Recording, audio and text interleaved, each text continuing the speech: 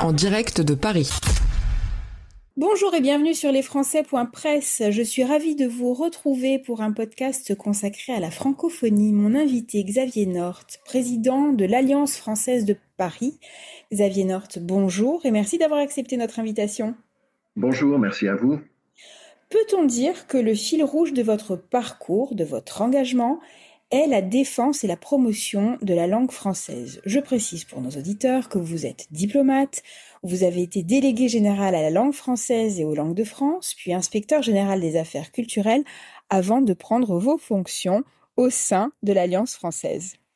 Oui, en effet, j'ai effectué une longue carrière dans la diplomatie culturelle, en occupant des postes à New York, à Rome, à Londres, avant d'animer et de coordonner la politique linguistique de l'État en qualité de délégué général à la langue française et aux langues de France.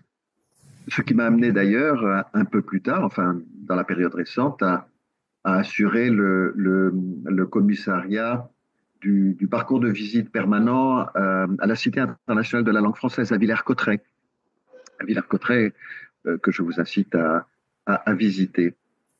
Alors, en effet, la langue auront été, la langue, sa promotion, sa défense, mais au sens où on défend un point de vue, auront été le fil rouge de ma carrière. Mais elle est pour moi absolument inséparable du dialogue entre les cultures.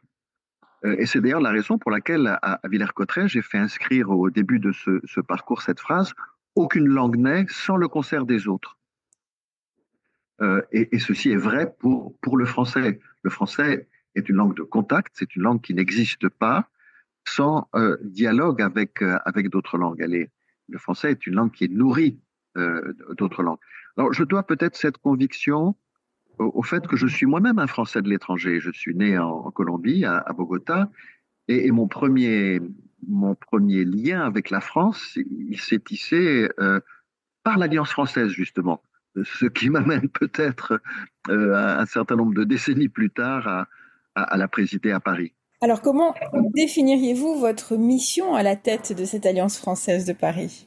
Alors, cette mission, elle consiste à accompagner le développement d'une institution qui reste la maison mère d'un dispositif de promotion de la langue et de la culture française qui s'incarne aujourd'hui dans plus de 850 implantations dans le monde, mais qui, avant de constituer un réseau, reste, et je voudrais retrouver cette inspiration, reste un mouvement issu de la société civile. Ses pères fondateurs, à la fin du 19e siècle, ont eu cette intuition assez géniale qu'il fallait confier la promotion de la langue et de la culture française à des étrangers et les inviter, et c'est là le point clé, et les inviter à s'allier à la France, tout en restant ce qu'ils sont, c'est-à-dire sans renoncer à leur identité.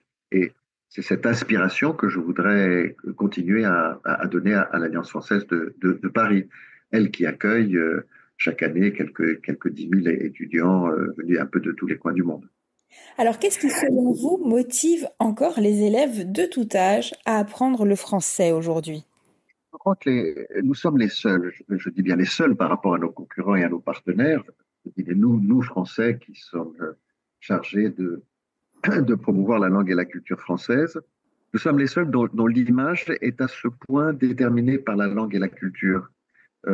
Toutes les enquêtes le prouvent. Hein, si le français continue d'attirer, c'est d'abord parce que la langue française est porteuse d'un art de vivre, d'un patrimoine d'images, d'idées, de valeurs auxquelles elle a fini par être attachée, bref, d'un modèle culturel. Et dans les questionnaires, parmi les 10 ou 20 raisons qu'il peut y avoir d'apprendre le français, parce qu'on peut apprendre le français pour des raisons touristiques, pour des raisons professionnelles, etc., la culture vient toujours en tête. Hein. Il peut y avoir d'autres motivations euh, euh, idéologiques, etc., mais la motivation culturelle reste la plus forte, pour le meilleur et pour le pire.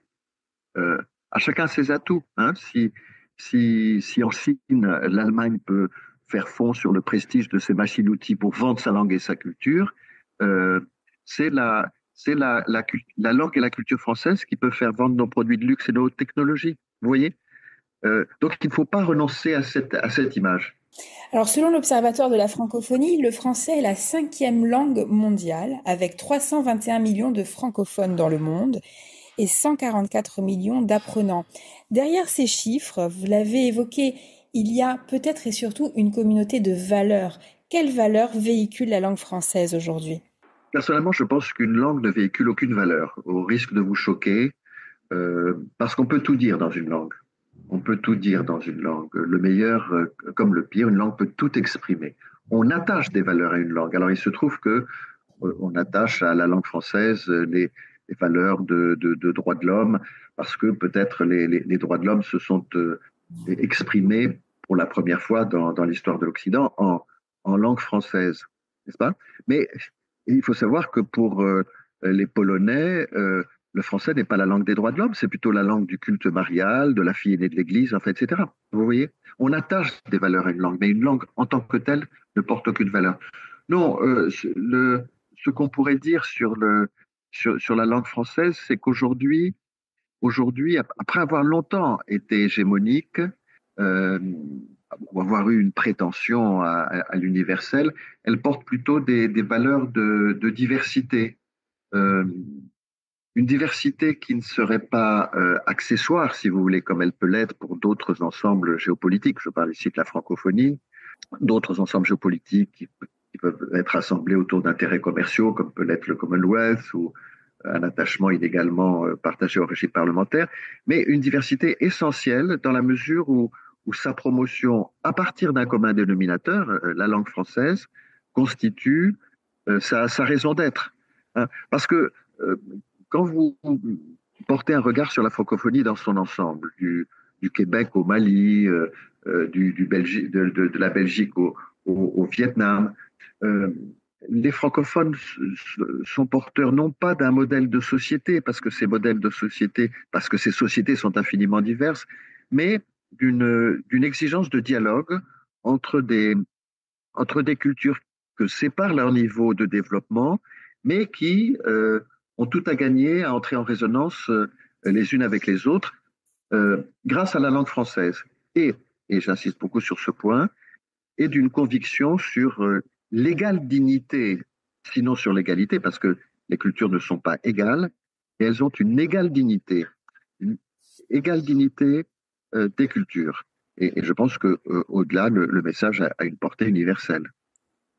Et qui sont selon vous les nouveaux visages de la francophonie? Ben, ce sont les visages de la jeunesse. Alors, ce sont des entrepreneurs, ce sont des inventeurs, ce sont des hommes d'affaires, mais aussi, enfin, etc. C'est euh, en particulier à l'étranger. Le mot francophone n'est pas inscrit sur leur front, si vous voulez. Et comment envisagez-vous la francophonie dans 10 ans, dans 20 ans? Ben, je crois qu'elle aura le visage que lui donnera pour partie la France, parce qu'on ne peut pas imaginer de francophonie sans la France. Pour une raison très simple, c'est que l'écrasante majorité des parlants français de langue maternelle sont en France. En France, c'est dans sa périphérie immédiate ou au Québec. Euh, les autres francophones, ils sont beaucoup plus nombreux que les Français, que les francophones de langue maternelle. Les autres francophones sont des francophones d'adoption.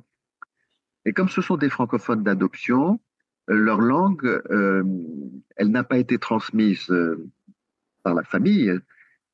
C'est une langue apprise. C'est une langue apprise dans les systèmes éducatifs ou dans des pays où il y a une volonté politique de promouvoir le français. Or, il suffit parfois que les systèmes éducatifs soient défaillants, hélas, ou que la volonté politique cesse de s'exercer pour que la francophonie soit fragilisée. Donc, elle repose fondamentalement par les pays où le français est une langue maternelle. Voilà. C'est la raison pour laquelle je pense qu'on ne peut pas imaginer de francophonie sans la France. Et donc, dans 10 ou 20 ans, elle aura le visage que lui donnera ou ne lui donnera pas la France, si par malheur ce pays renonçait lui-même à sa langue, euh, ce que, ce que on ne saurait imaginer. Et pour conclure, Xavier Marthe, quels défis faudra-t-il relever du numérique à la diversité? Ils sont nombreux. Ils sont nombreux et je dirais que l'intelligence artificielle les, les, les aggrave à bien des égards, ces défis.